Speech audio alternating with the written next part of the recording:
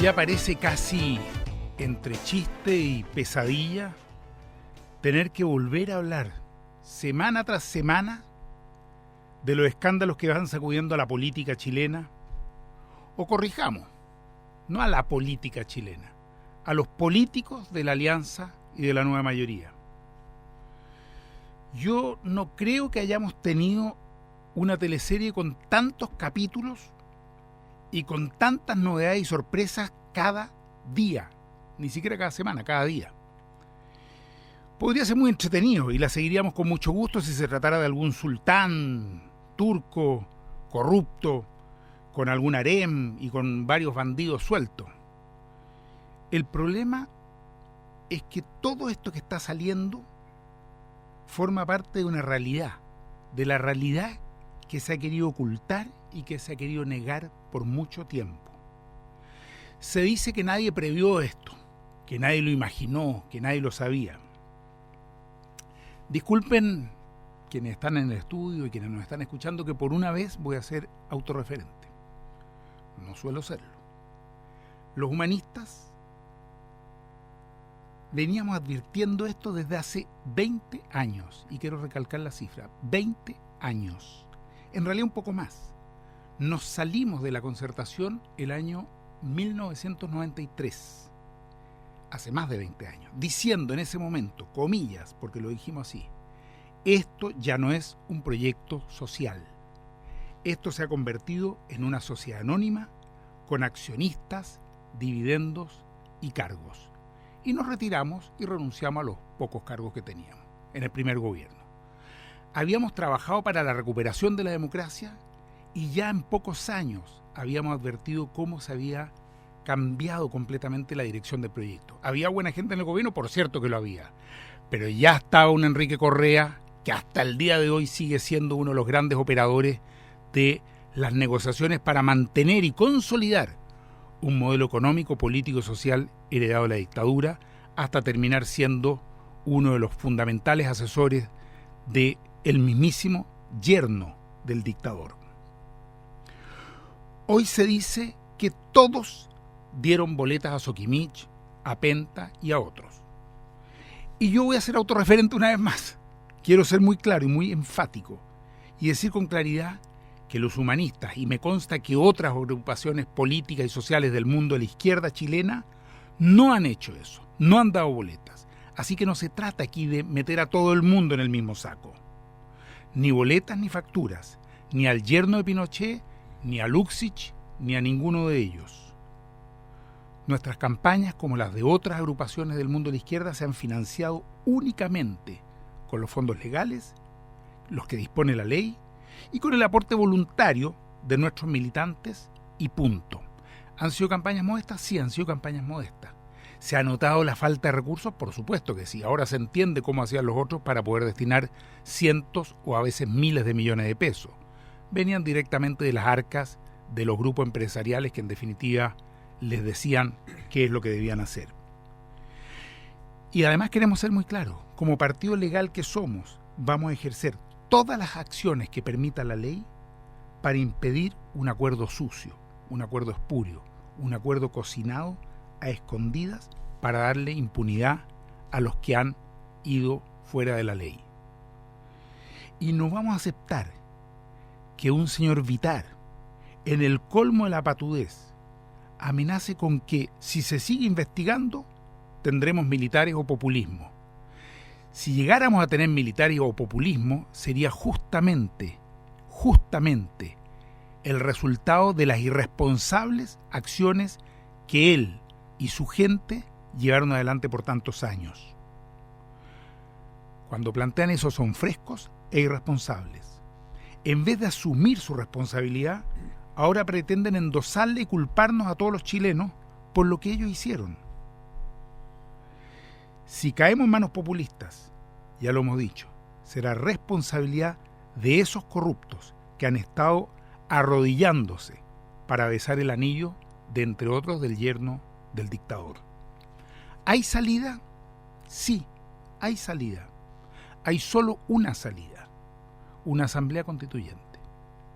Una nueva constitución a través de una asamblea constituyente es el único camino que puede permitirnos mirar adelante y convertirnos en un verdadero Estado de Derecho. Sobre eso vamos a conversar hoy día con nuestro invitado y, por cierto, con Efren Osorio, en Tiempo de Tomas, acá en Radio Universidad de Chile, la radio que piensa. ¿Qué tal, Tomás? Buenas noches. Un saludo a Fernando García, que ya lleva un mes nuestro tercer panelista, que hoy día no está porque está con licencia, tuvo un accidente, así que un gran y estrecho y fraterno saludo a Fernando, que debe estar escuchándonos, si no le daremos un tirón de oreja. Vamos a decirle que tuitee si está escuchando. Ahora, tú hablabas de pesadilla, Tomás. Yo tengo una opinión distinta. Para mí no es pesadilla, para mí es efectivamente que se devele lo que está pasando, que se devele aquello que estaba oculto, que muchos sabíamos, que muchos habíamos denunciado durante mucho tiempo y que sin embargo, a través de los medios de comunicación que manipulan, a través del poder, se ocultaba, se dejaba debajo de la alfombra. Que se ventile todo esto, que se ventile. Y que, por cierto, acá la gente empieza a cuestionarse, empieza a plantearse que acá hay una clase política que está en convivencia con el poder económico. Esa clase política que llega a diputado a través del dinero y el financiamiento de grandes empresas con sus propios intereses, y que luego se olvida la gente que votó por ello. Entonces, efectivamente, me parece que no es una pesadilla, sino que es la realidad, hay que asumirla y es el momento de empezar a plantearse soluciones. Y por eso hoy día tenemos un invitado, que es una persona que lleva mucho tiempo estudiando los movimientos sociales, un historiador, académico de la Universidad de Chile, corrígeme si me equivoco, y que hoy día lo invitamos para conversar, para parlotear, decimos nosotros por acá, acerca del momento actual, desde su perspectiva de historiador. Me refiero a Sergio Gress. Bienvenido, Sergio. Para nosotros realmente es un honor tenerte por acá. ¿Cómo estás? Muchas gracias, Efren y Tomás. Estoy muy contento de estar nuevamente en nuestra radio, por primera vez en vuestro programa. Sergio, yendo así al tema de inmediato, ¿cómo ves tú la situación actual? ¿Cómo se ve desde la historia o desde la mirada de un historiador lo que está pasando en este momento, cuando todo el mundo habla de las instituciones, si funcionan, si no funcionan, que hay que dejarlas funcionar? En perspectiva histórica, ¿cómo se ve este momento? Yo creo que este es un modelo y una forma de hacer política que están tocando fondo. Esto se viene incubando desde hace mucho tiempo. Siempre he pensado que el modelo neoliberal, en su versión más extremista, porque no hay una versión más extrema de su aplicación en todo el mundo que la que se instauró a sangre y fuego durante la dictadura de Pinochet y que se consolidó durante los 20 años de gobierno de la Concertación. Digo, este modelo está finalmente tocando fondo y haciendo crisis.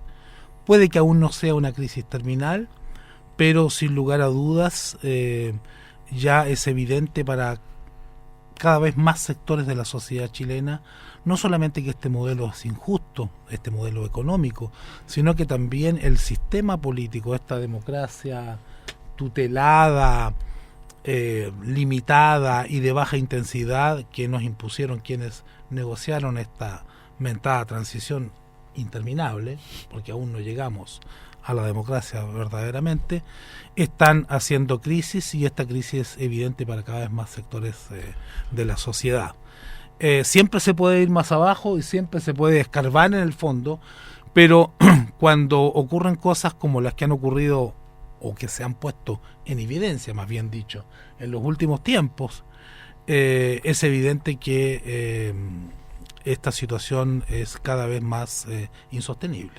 Sergio, yo tengo una duda, quiero plantearla a ti y a Tomás, porque efectivamente todas las semanas aparecen nuevos guarizapos. Es como que si uno hubiese revuelto un pozo con agua que está en la superficie, aparentemente cristalina, uno mete la mano y aparecen guarizapos, renacuajos, arañas y bichos extraños.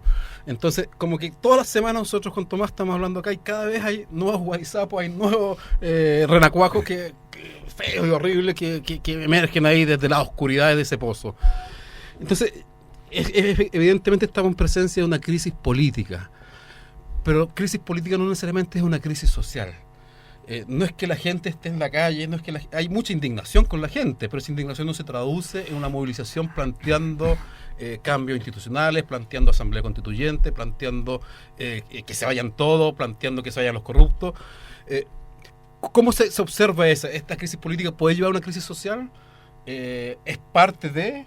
¿Cómo lo ven ustedes? ¿O efectivamente estamos en una crisis político-social? Que hay una crisis política de, entre comillas, gobernabilidad, que es el tema tan acariciado por la casta política. Pareciera ser que ese es el máximo valor en la política para esta gente. La hay, eso lo reconocen hasta ellos mismos. El punto es que esa crisis política, o de gobernabilidad, de credibilidad en la casta política, aún no se articula totalmente con el factor económico. No hay todavía una crisis económica profunda que sea la que generalmente mueve, que es la que generalmente mueve a la gente a salir a la calle y a protestar, porque la situación es insoportable, aun cuando para muchos sectores de nuestra población ya lo es efectivamente, pero aún no adquiere esa magnitud. Y falta otro elemento, un elemento subjetivo, que tiene que ver con la salida, la conducción política, la propuesta política alternativa a la situación que es rechazada por la gran mayoría de la ciudadanía.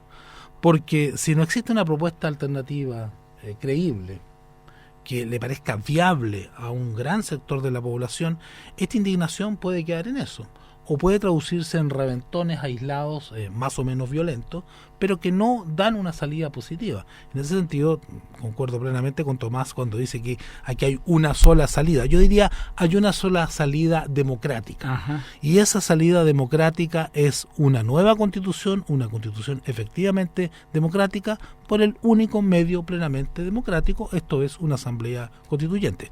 Porque otras salidas pueden haber, como amenazaba este representante de la casta política, que hemos visto en declaraciones y en apariciones en la televisión en los últimos días.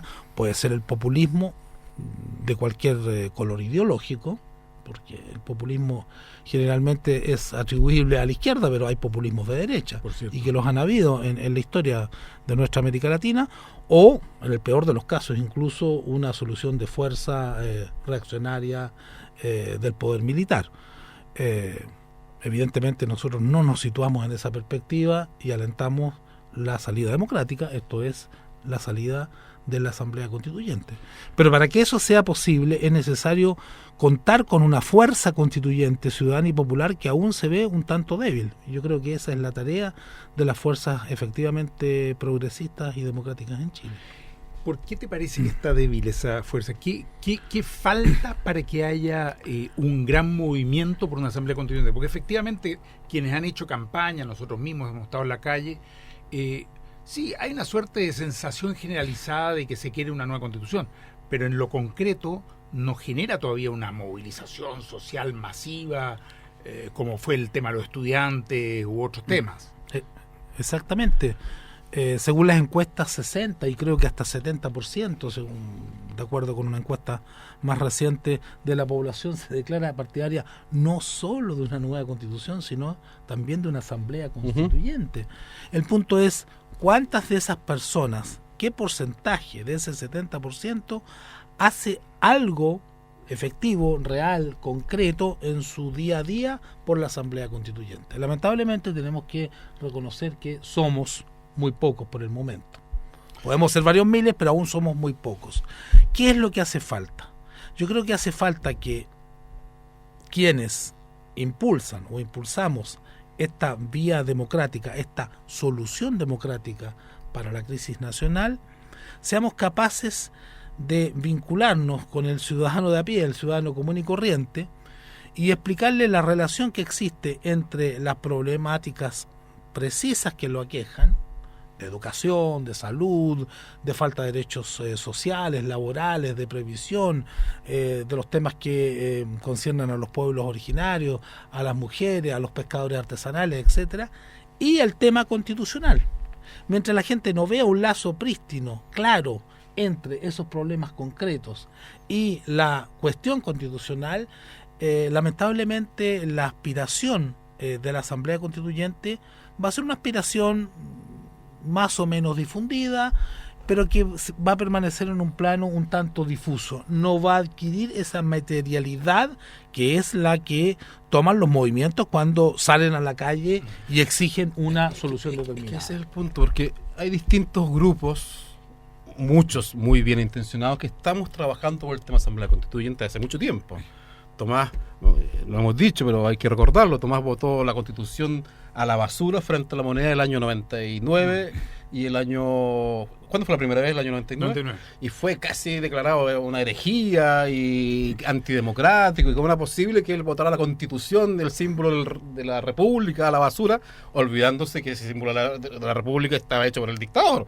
Entonces, yo sé que ustedes están trabajando, Sergio, tú participas de las escuelas constituyentes, hay una labor pedagógica, pero sin embargo no llegamos a números críticos, no llegamos a números importantes que permitan avanzar a una fase superior de demanda, y todavía sigue el reclamo, la demanda de Asamblea Constituyente, que sin embargo, tal como tú dices, está en el 60-70% de acuerdo en las encuestas que hacen incluso los grupos de centro derecha y de derecha.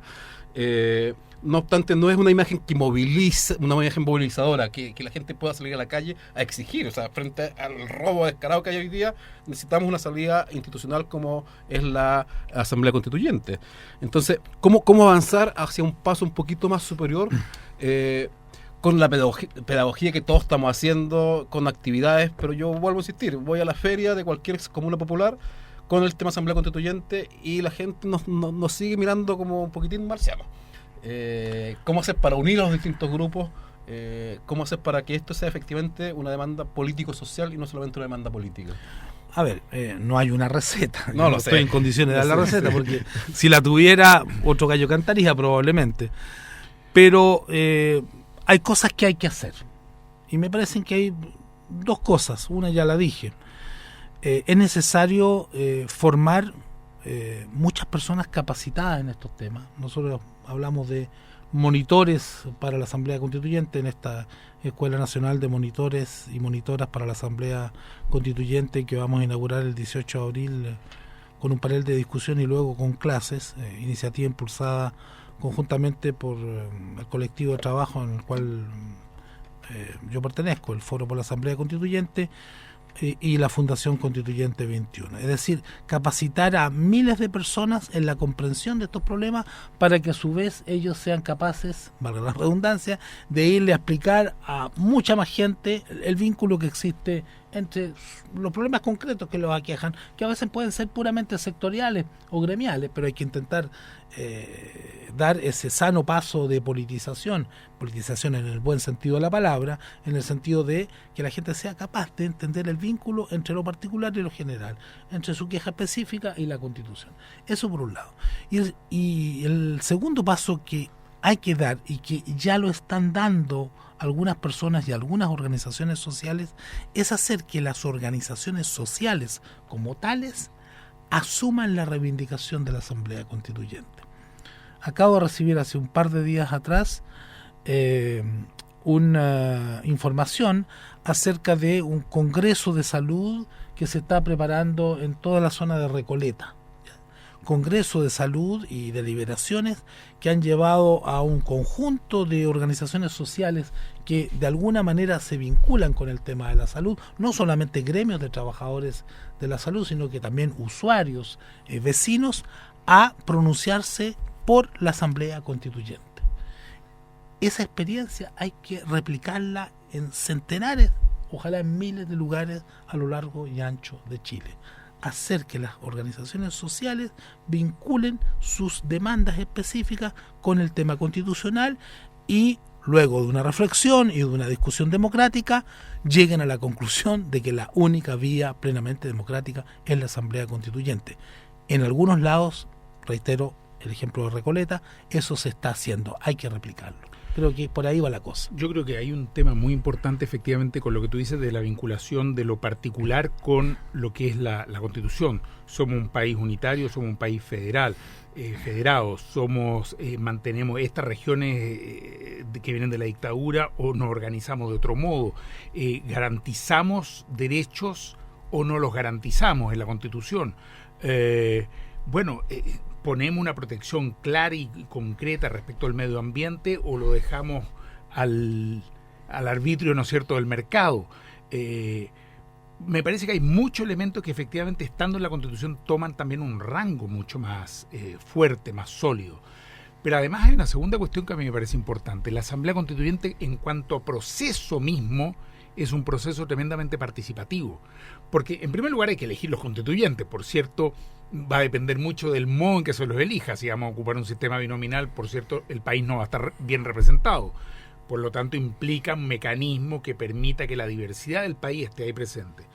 Pero luego, la experiencia en otras asambleas constituyentes en otros países ha sido abrir no solo el debate, sino la recepción de propuestas, de ideas, de demandas, de distintos sectores que van aportando en temas de educación, de salud, de trabajo, de vivienda, de medio ambiente, de región.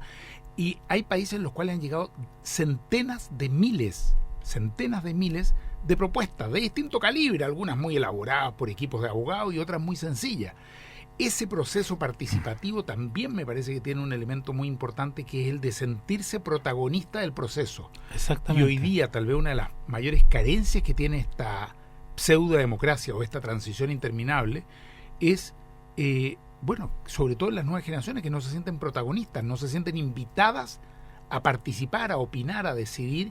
Y bueno, eso lo vemos también en que finalmente hay un 60% que decide ni siquiera ir a votar, porque no sienten que su voz tenga alguna validez y sea escuchada. Sí, estoy absolutamente de acuerdo con lo que planteas, Tomás. Yo insistiría sobre el hecho, muy en la línea de lo que tú acabas de manifestar, de que la Asamblea Constituyente no se limita a la acción de los delegados o diputados constituyentes una vez que ésta es reunida. La Asamblea Constituyente, como bien decías, es un proceso que precede con mucho a la primera sesión de la Asamblea Constituyente propiamente tal. Es un proceso constituyente que se tiene que desarrollar en la base social a través del establecimiento de este vínculo que les mencionaba anteriormente, y que no voy a volver a la majadería de repetir por tercera o cuarta vez.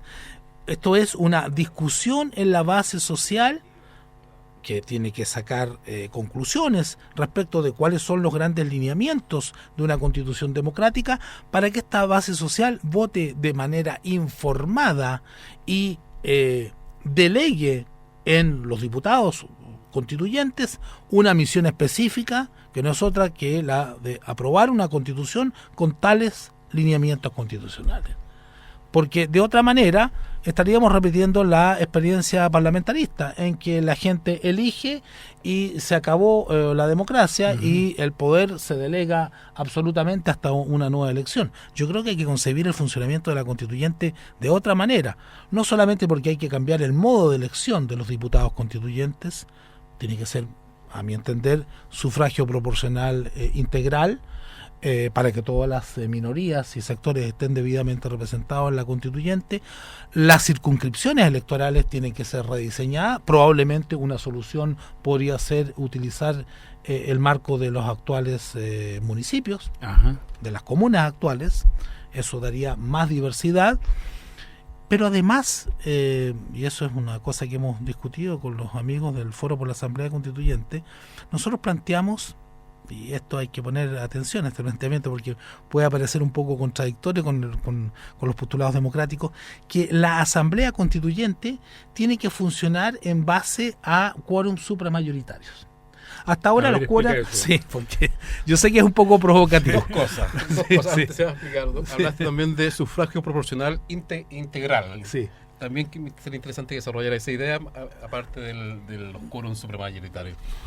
O sea, hay que fijar una base, un porcentaje mínimo, especulo, por ejemplo, 2%, a partir del cual todas las listas o sectores que obtengan ese 2% a nivel comunal, porque estamos hablando de un redistritaje, ¿no es cierto?, estén representados en la Asamblea Constituyente. O sea, tiene un 2% y ya tiene alguna representación. 2%, por ejemplo, el porcentaje es discutible, sí. ¿no es cierto? Puede ser 2,5, puede ser 1,5, pero un porcentaje bastante bajo para que asegure la diversidad. Esto implica, entre paréntesis, una gran asamblea constituyente. Eso lleva, porque actualmente, si lo vemos por municipio, son cerca de 3.000 concejales con una barrera hasta más o menos el 8%. Si eso bajamos estaríamos hablando de 9.000, 10.000 constituyentes. No, son bastante menos. No son tantos. Son bastante menos. Pero no, porque tú puedes definir una cantidad por sí, es un problema técnico que hay que los expertos sí, electorales habrán sí. que resolverlo. Pero yo estoy sentando al principio. No, pero lo que que se me enoje en la comuna Lago Verde, por ejemplo, que vivían 52 habitantes al lado de Punta Arenas. Evidentemente no va a tener... O sea, tú puedes tener alguna proporcionalidad. Claro, o habrá que hacer una unión de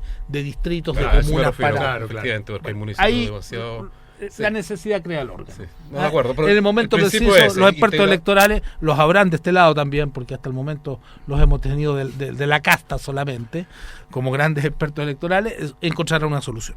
Pero más importante que eso es esta idea, que es nuestra, y que ojalá la acojan otros sectores, de los quórum supramayoritarios en el seno de la Asamblea Constituyente.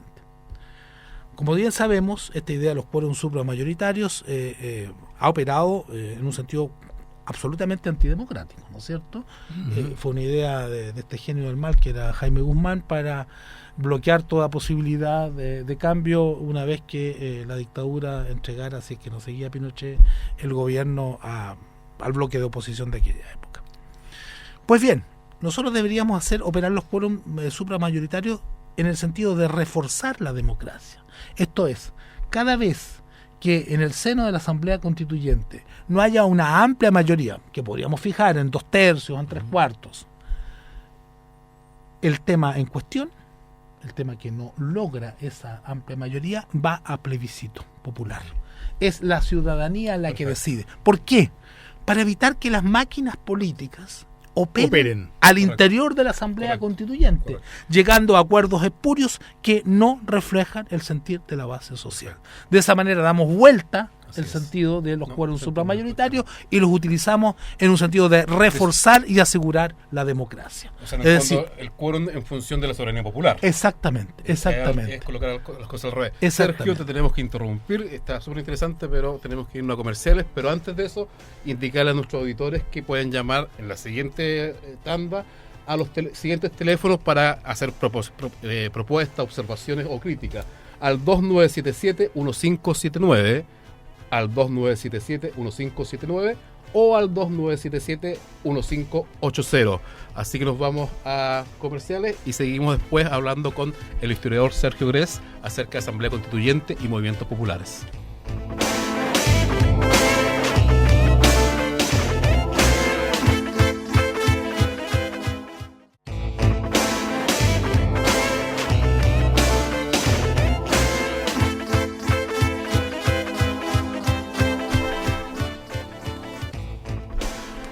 Bueno, estamos de vuelta en esta grata conversación con el historiador Sergio Grés acerca de lo que es el tema de la Asamblea Constituyente, el proceso constituyente y algunos detalles. Pero antes de seguir conversando con él, tenemos un llamado que era Ignacio de Ñuñoa. Ignacio, ¿qué tal? ¿Cómo estás? ¿Cómo está, Ignacio? Buenas noches. Buenas noches, cuéntanos. Mire, a mí no me queda claro todavía el tema de cómo se financiarían los políticos. Porque si uno llega al extremo, diría que en general van a tener que salir puros presidentes de derecha porque ellos se van a poder financiar con sus capitales propios. Entonces, ¿cómo sería la estrategia o la metodología para financiar campañas políticas? Porque estos tienen un costo y deberían de alguna manera costearse y financiarse. Así es. Esa es mi duda. Perfecto. Muchas gracias, Ignacio. Le vamos a preguntar aquí a Sergio a ver cómo ve ese tema, el tema de El financiamiento. son dos cosas, de lo que es la actividad política y lo otro que es el tema del financiamiento de las campañas electorales. Me parece que hay que cambiar completamente de paradigma. Hay que situarse en un terreno y en una perspectiva completamente distinta a la actual, porque la actual ya sabemos dónde nos ha llevado, a la más terrible de las corrupciones políticas. Yo creo que la palabra clave acá es austeridad. Aquí tiene que imponerse por la ley y por la ética la austeridad. Pensemos primero en la Asamblea Constituyente, que puede ser un modelo de funcionamiento tanto de la campaña como de la propia constituyente, de lo que sea el futuro Parlamento y en general de la actividad política nacional. La ley tiene que fijar un máximo de gasto electoral, que tengo entendido ya existe, pero nadie respeta. Pero además, la ley tiene que ser muy drástica en prohibir una serie de acciones publicitarias que hoy día al común de los chilenos le parecen lo más normal, porque nos las han impuesto así. Les voy a poner ejemplos de otros países para que esto no parezca una utopía. En Francia, por ejemplo, país que yo conozco bastante bien, viví obligadamente una buena cantidad de años durante el gobierno del general. En cada campaña electoral se colocan unos paneles muy modestos de madera delante de cada municipalidad. Paneles del mismo tamaño, donde todas las listas o partidos políticos tienen exactamente el mismo espacio para colocar sus afiches. Nada más. No hay carteles en las calles. Están limitados también los avisos publicitarios en las radios, en la televisión, hay igualdad de trato frente a los candidatos. Lo mismo en Corea del Sur. Yo estaba en Corea del Sur. Son unos afichitos pequeñitos que están pegados con cinta adhesiva en las calles, en lugares designados para ello, para que luego puedan ser retirados sin dañar, estropear las paredes de la ciudad. O sea, las campañas electorales tienen que hacerse en base a esos criterios de austeridad. Y lo mismo debería ser respecto del financiamiento de los partidos y de los políticos profesionales. Es decir, no puede ser que un país aún pobre como Chile financie a sus presidentes, ministros, subsecretarios, intendentes, gobernadores, diputados y senadores como si fuese uno de los países más ricos del mundo. Sí, un poco más incluso. Te digo, el sueldo de diputados chilenos está más alto que el de Francia, que el de Italia, que el de España y que el de Alemania, primera potencia económica. So pretexto de que esto sería el antídoto contra la corrupción. Y bueno, bien hemos visto claro, que no lo ha sido para nada. para nada. Yo pienso personalmente que en ningún caso el sueldo de un parlamentario debería superar 10 o 12 veces el salario mínimo. Tenemos otra llamada de María Angélica de San Miguel. Vamos a recordar además los teléfonos, el 2977-1579 o el 2977-1580. María Angélica, ¿estás ahí? ¿Cómo estás? Sí, buenas noches. Hola, buenas noches. Que me dio risa el chiste bueno para afianzar la democracia. Oye, mira, yo he hablado con mucha gente y toda la gente dice, no voto más, no voto, no, yo, pero imposible, tienes que ejercer tu derecho a voto, pero mira bien por quién votas, infórmate. Pero ¿cómo me informo? Bueno, escuchar, ve canales sociales, radio, no le hay tanto la tercera, no le hay tanto televisión, porque ahí no te vas a informar, te vas a desinformar. Esa es la manera que tenemos de ahora aprovecharnos nosotros de eso, no aprovecharnos, sacar un poquito de provecho y decirle eso a la gente. Y ustedes, como tienen comunicación, decir, infórmese en el momento de votar, no llegue y vote porque tiene los ojos verdes o porque es lindo, porque canta. Tenemos que el voto informado es lo más importante. Así es, María Angélica, muchas gracias. Gracias, María Angélica. Sí, la verdad es que lo que plantea María Angélica tiene mucha razón, porque efectivamente acá lo que necesitamos es cambiar, tú lo decías, Sergio, el paradigma del tema del financiamiento, tanto la política como las campañas electorales. Y ahí yo sigo otra cosa. Acá nosotros hemos planteado como humanistas que en el fondo el tema de el acceso a la información política es un derecho de la ciudadanía por informarse y no al revés. No es como ahora que se financia la propaganda de los candidatos. Acá es el Estado el que tiene que financiar el acceso de la ciudadanía a la información política. Y por tanto ahí lo que se requiere, entre otras cosas, lo que tú planteabas, es una provisión expresa de la ocupación de los bienes nacionales de uso público, la calle, como forma de hacer propaganda, porque no es información, eso es campaña de marketing como si fuera un desodorante. Y acá tiene que haber franja televisiva en igualdad de condiciones para todos los candidatos, porque no hay mejor o peor idea. El Estado no puede, ni una ley no puede definir qué idea es mejor que otra y por tanto qué idea tiene más tiempo que otra. La ciudadanía tiene el derecho de informarse de todas las alternativas políticas en igualdad de condiciones. Y por otro lado, el tema de los sueldos de los diputados y de todos los representantes, comillas, elegidos por la gente. No puede ser la situación actual, que es una vergüenza realmente. Y en definitiva ahí tiene que haber una solución distinta. Yo tengo una propuesta. Ustedes tienen una propuesta. Yo tengo una propuesta. Con la Fundación Moebius. Así es, dentro de la Fundación Moebius hemos dicho, un servidor público, la política es de servicio público, lo dicen todos, ¿por qué tendría que dudarlo? Un servidor público que entra al juego democrático no puede empobrecerse pero tampoco enriquecerse. Y estamos en condiciones de que si alguien es elegido concejal, alcalde, diputado, senador, sabemos sus ingresos promedios. El Servicio de Impuesto Interno tiene sus ingresos promedios en los últimos años y por tanto ese electo tiene que seguir ganando exactamente lo que ha ganado en los últimos 3 años, en un sueldo promedio, etcétera. Sus ingresos, salarios, honorarios, todo lo que usted quiera. Eso es, a mi juicio, una salida súper importante que nadie lo está proponiendo y que por tanto si alguien gana 800.000 pesos puede ser concejal manteniendo esa remuneración o puede ser diputado manteniendo esa remuneración.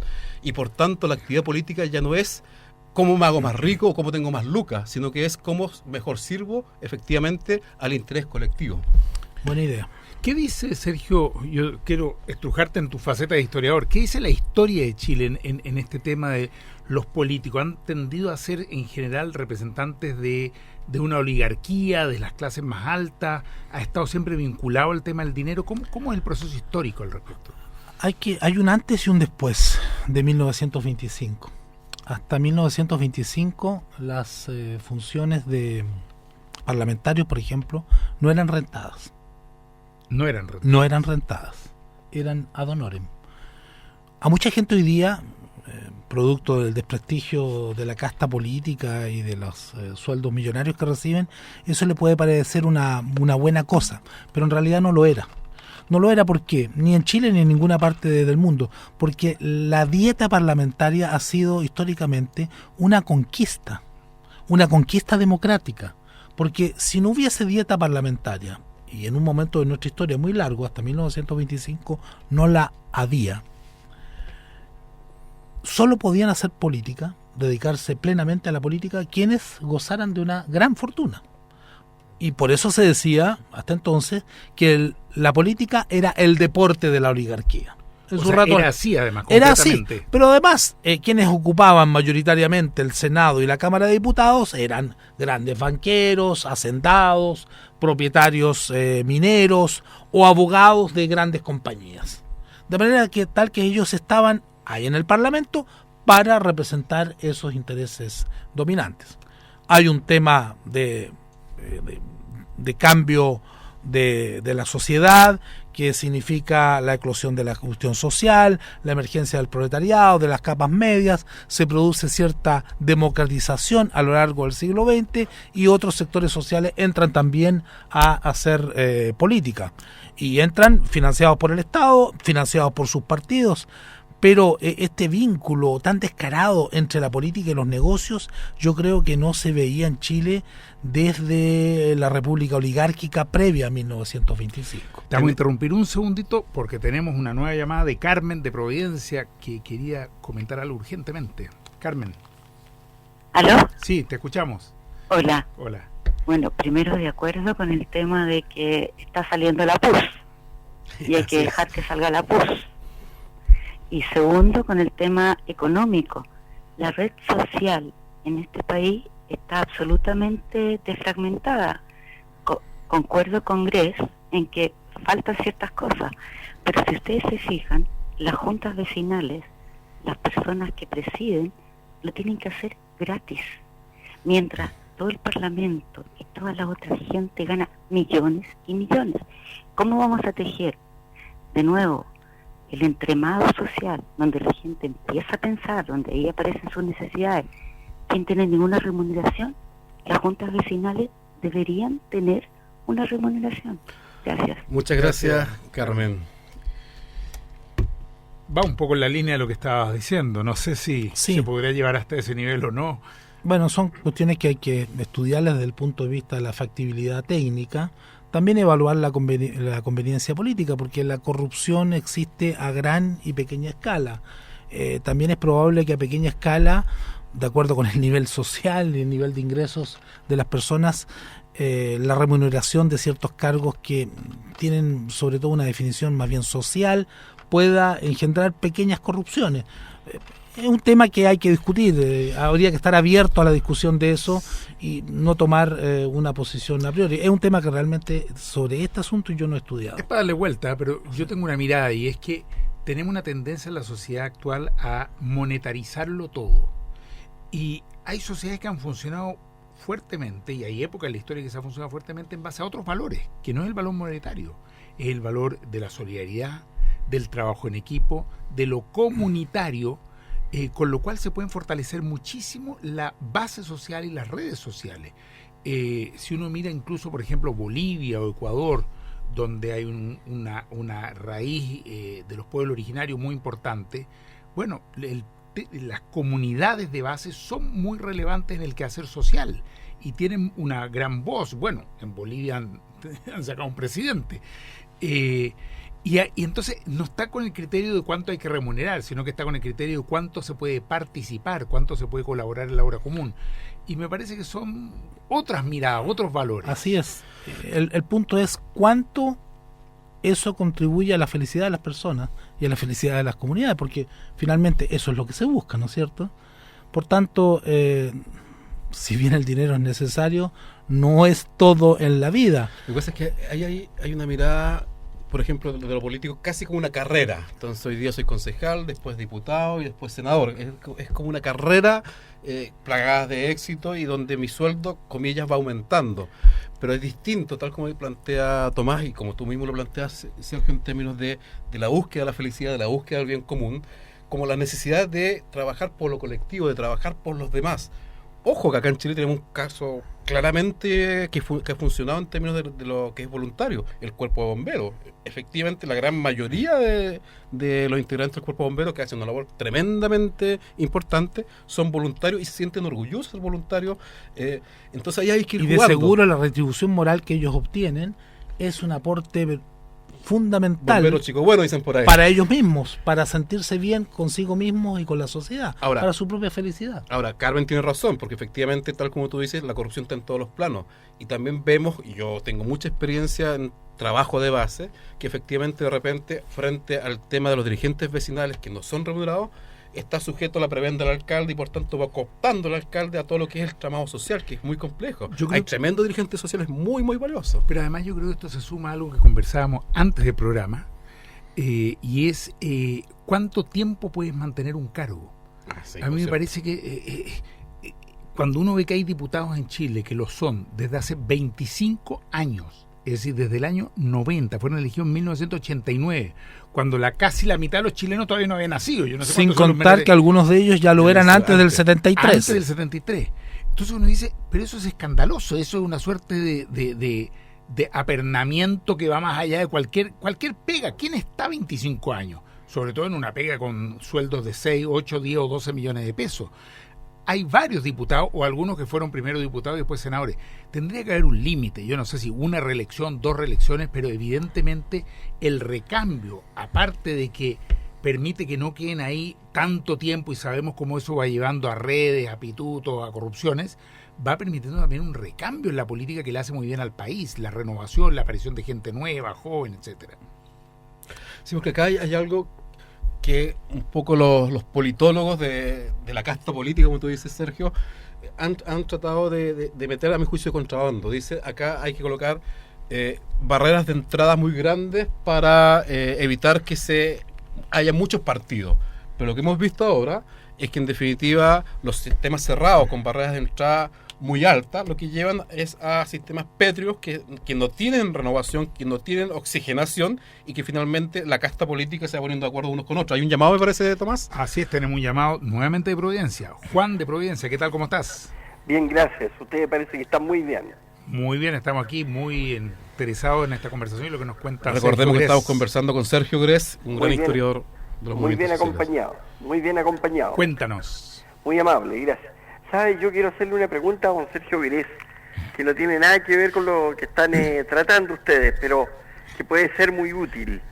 ¿Sabe, don Sergio? Usted como historiador notable le puedo hacer una breve consulta. ¿Usted tiene libros? Porque yo sé que usted ha escrito muchos libros, pero si usted tiene libros en alguna página web, o resúmenes de libros, o conferencias que usted haya dado, que esté dando, etcétera. Muy amable y muchas gracias. Muchas gracias. Gracias. Es una linda pregunta. Sí. ¿Dónde se puede...? Libros enteros, que yo sepa, hay 2.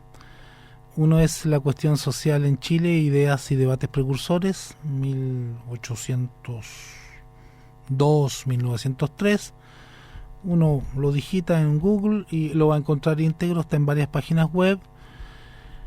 Y hay muchísimos artículos, intervenciones mías en conferencias, es cuestión de buscar. Eso poniendo tu nombre. Poniendo mi nombre Sergio y poniendo los títulos de algunos libros, se van a encontrar más artículos que libros, porque con los libros está el problema de los derechos de autor y las editoriales son bastante sensibles al respecto. Es cuestión de buscar y va a encontrar bastante. Bueno, estamos acá en la Radio Universidad de Chile, el programa Tiempo de Tomás, en la radio que piensa, conversando con el historiador Sergio Gress. Sergio, tú también has estudiado lo que es el movimiento anarquista en Chile. Yo quiero, antes de terminar nuestro programa, quiero que conversemos un poquito de eso, pero acá el que manda es el auditor y nos está llamando ahora Waldo Puente Alto antes de Waldo, conversar. ¿cómo estás? Cortito para que alcance Sergio a contarnos sobre el anarquismo en Chile. Buenas noches Buenas a todos noches. ustedes. Mira, yo soy presidente de la villa acá en Puente Alto, y uno cuando se sale elegido presidente se convierte en un funcionario a honor de la municipalidad. Lo que dijo la señora, necesitamos un sueldo, porque no sirve dar esos certificados de residencia, porque no financia, no hay para la locomoción, para los teléfonos. Entonces necesitamos también un sueldo, y como te dije yo, uno se convierte en un funcionario a honores, mientras los funcionarios municipales ganan plata, tienen sueldo. Mira, la pregunta era esta que mencionaste: hay políticos que están ante la dictadura, como Patricio Bergman, un golpista que preparó las condiciones del golpe de Estado y le pavimentó el tren a la dictadura, lleva más de 40 años ya. Esa sería mi pregunta, o sea, mi opinión. Gracias. Gracias, Waldo. Muchas gracias, Waldo. Bueno, pues conectando con eso, con la pregunta de Efren que hacía Sí, en sobre- términos de que el movimiento anarquista ha sido caricaturizado este último tiempo, y a mi juicio el anarquismo en Chile ha hecho un aporte no menor, significativo, a lo que han sido los movimientos sociales, los movimientos obreros, y a toda la cuestión social. Entonces creo que sería importante que nos contaras un poquito, más allá de lo que plantea Waldo, que yo estoy de acuerdo que hay algo que hay que conversar, que hay que estudiar en algún minuto. El fenómeno que tú señalas no es nuevo, se ha repetido durante mucho tiempo, desde la aparición del anarquismo en Chile. Frecuentemente la prensa y los miembros de la casta política asocian automáticamente anarquismo con violencia, y eso es un error historiográfico y político muy grande. Si bien es cierto, han existido históricamente corrientes anarquistas que han preconizado el uso de la violencia revolucionaria para la consecución de sus fines, no todos los anarquistas ni todas las corrientes anarquistas han sido o son partidarios del uso de la violencia. Hay una gran diversidad de tendencias, corrientes, modos de concebir y de entender el anarquismo en el seno de un movimiento que se reclama de algunos grandes principios comunes, como son el antiautoritarismo, la oposición al Estado, un culto por la libertad del individuo, que yo diría que son las ideas fundamentales del anarquismo, junto con la propuesta de una autorrepresentación de los productores sin intermediarios, es decir, sin políticos profesionales. Porque existe incluso un anarcopacifismo. A eso iba precisamente. Hay distintas corrientes: anarcocomunistas, anarcolibertarios, anarcosindicalistas, que es probablemente la corriente que históricamente ha tenido un mayor desarrollo en muchos países, y también una corriente anarcopacifista. Un anarcopacifista cristiano, por añadidura, fue León Tolstoy, por ejemplo, que a fines del siglo XIX y comienzo del siglo XX predicó la no resistencia al mal, incluso el actuar solamente mediante el bien, haciendo el bien, predicando ideas, y por tanto rechazo absoluto al uso de la violencia. Pero también han habido corrientes anarquistas partidarias del uso de la violencia revolucionaria. Sí, incluso algunas ramas del anarquismo que hacia fines del siglo XIX y los primeros años del siglo XX derivaron hacia el terrorismo y ejecutaron a connotados jefes de Estado, primeros ministros o algunos jefes policíacos conocidos por sus acciones represivas en contra de los movimientos populares. Pero muy rápidamente, como eso no dio resultado, como eso no se tradujo en un levantamiento de las masas estimuladas por estas acciones audaces de algunos núcleos anarquistas, la inmensa mayoría de los anarquistas derivó hacia posiciones o acciones mucho más productivas desde el punto de vista político, como por ejemplo el anarcosindicalismo. Por tanto, ahí hay un error conceptual de partida, y un error que muchas veces no es solamente producto de la ignorancia, sino que además de un cierto interés político en estigmatizar a un movimiento que hay que reconocerlo, no solamente en Chile, sino que en muchos países del mundo hizo aportes fundamentales para la constitución del movimiento obrero. Tú mencionabas a Tolstoy, y yo sé que acá en Chile a comienzos del 1900 hubo ciertas comunidades tolstoyanas, los falansterios. Sí. ¿Tú has investigado eso? Yo sé que hubo ahí algún por San Bernardo, donde Sí, estuvo Manuel Magallanes Moura y otros más. Ese era uno, del cual habla Fernando Santibán, por ejemplo. Augusto Dalmar estaba también ahí. Así es. El pintor Benito Rebolledo. Y también hubo otra, por los mismos años, estamos hablando de la primera década del siglo XX, otro de estas colonias tolstoyanas que funcionó en una calle aquí del barrio Bellavista, a los pies del Cerro San Cristóbal. Pero estas colonias tolstoyanas reunieron a un número muy reducido de personas y no tuvieron mayor eco en el movimiento obrero. Fueron más bien intelectuales, artistas, y había un personaje que tuvo cierta vinculación, más que cierta vinculación, una vinculación importante como con el movimiento obrero, como fue Alejandro Escobar y Carballo.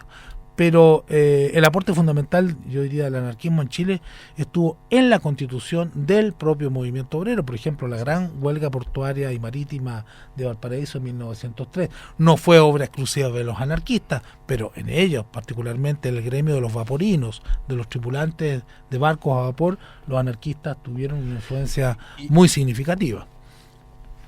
Sí, también el aporte del movimiento mutualista. Estamos terminando, pero me están haciendo que acá hay que cortar, pero en el fondo todo lo que fueron las mutualidades, como autogestión del movimiento obrero. Eso es previo, es anterior. Eso data de mediados del siglo XIX, pero sería una historia para otro programa. Me invitan y encantado. Yo te quiero traer drásticamente al siglo XXI y preguntarte...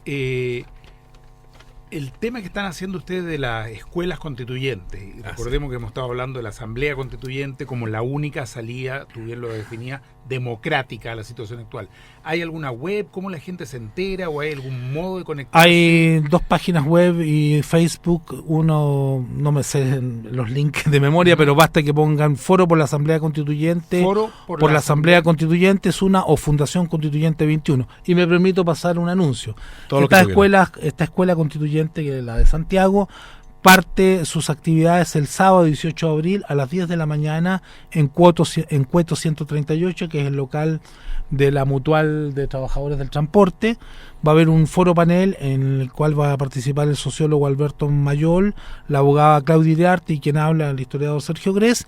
Y a partir del sábado siguiente, a las 10 de la mañana, esta vez en el mismo local de Cueto 138, empiezan las clases de la Escuela Constituyente hasta fines de julio. Las personas se pueden inscribir en estas páginas web mandando correo electrónico o también acudiendo directamente a esta dirección. ¿Gratuitas? Son gratuitas, por supuesto. Es bueno que la gente lo sepa. Por ahí dicen, bueno, como hemos hablado que todo se paga, todo se paga. No, está absolutamente gratuito. Creo que hemos tenido un muy buen programa, hemos profundizado mucho en este tema que sin duda estamos todos de acuerdo, y parece que nuestros auditores y auditores también, es un tema central, es la salida posible a esta crisis que se está viviendo.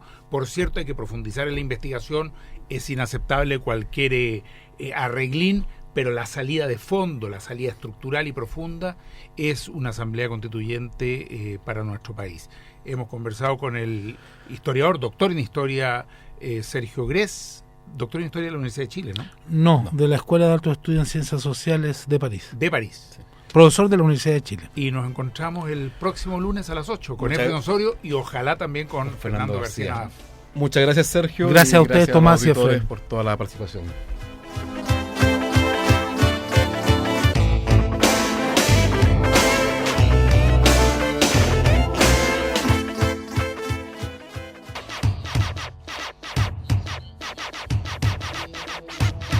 En Radio Universidad de Chile hemos presentado Tiempo de Tomás, una mirada humanista del acontecer político, social y cultural de Chile y el mundo, con la participación de Fernando García Nadaf, Efraín Osorio y Tomás Hirsch junto a sus invitados. Nos encontramos el próximo lunes a las 8. Despeínate, indígnate y súmate a Tiempo de Tomás. ¡Hey!